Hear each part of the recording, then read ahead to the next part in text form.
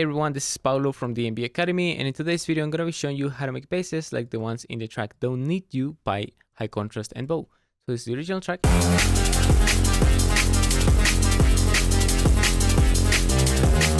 And this is my recreation of the bass.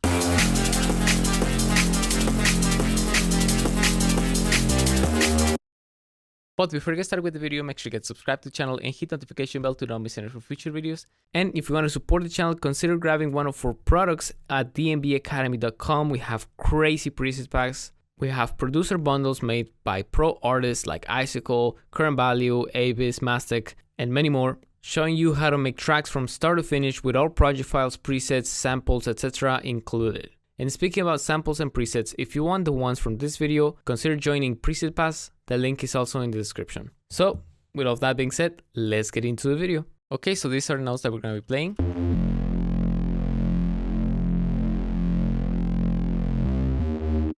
You can copy them if you want to follow along with the video. So now let's get into Serum. And so here I have initially patch. We're going to be using a sine wave and we're going to be using a saw wave. Here on oscillator B.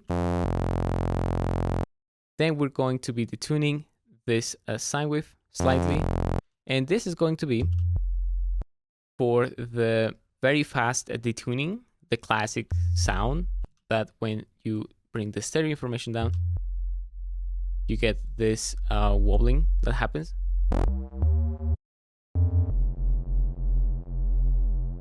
That, but applied in a sine wave. As you can hear right there, if you have headphones and you're hearing sub. Cool, so we're gonna keep that the random down and the phase down just so we don't have that effect. But when we want, we can just bring it up. So that's gonna be useful later. Same for the saw wave, we're gonna be actually using 3 on this one. And then we're going to map the detune of this oscillator into a macro. And the detune of this oscillator also into a macro. And the level of B also into a macro. Because at the end, we want to switch to the sine wave bass.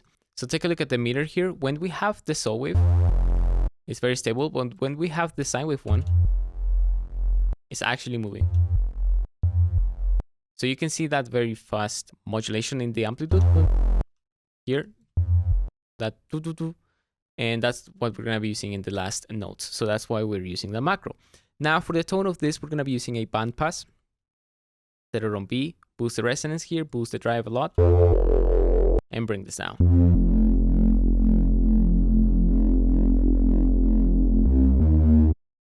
Cool. Then we're gonna be adding hyper and distortion. Then we're gonna be compressing everything here.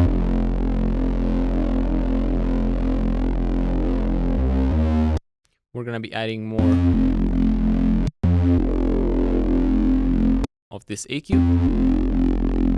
and then we're just gonna be EQing the sound like this.